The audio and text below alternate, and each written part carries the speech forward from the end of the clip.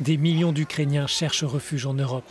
Mais cette fuite causée par la guerre n'est pas sans conséquence pour la santé mentale de ces personnes déplacées.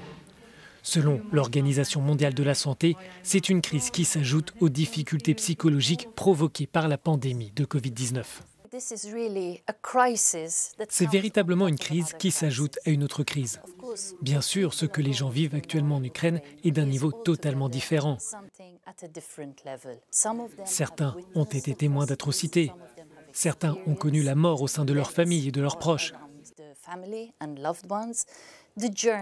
Le voyage lui-même, quitter la maison, laisser les hommes de la famille derrière, ne pas savoir s'ils seront réunis à nouveau, se retrouver ensuite dans un camp de réfugiés.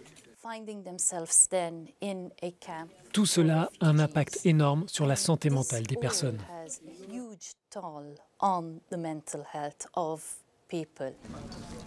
La Commission européenne a débloqué 9 millions d'euros pour apporter une aide psychologique.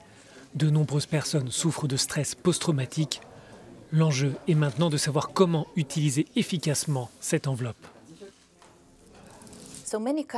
De nombreux pays ont déjà mis en place des systèmes pour permettre aux réfugiés ukrainiens d'avoir accès aux services de santé, y compris une aide psychologique.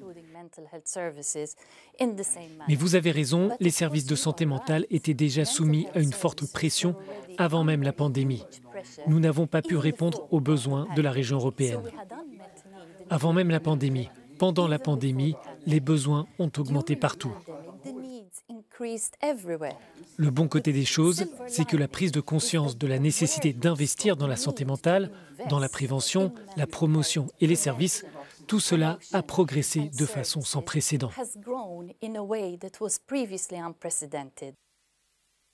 De son côté, le Parlement européen demande plus de soutien pour la santé et le bien-être des femmes et des filles qui fuient la guerre en Ukraine et de garantir l'accès à l'éducation, à la santé, au logement et de pouvoir accéder au marché du travail.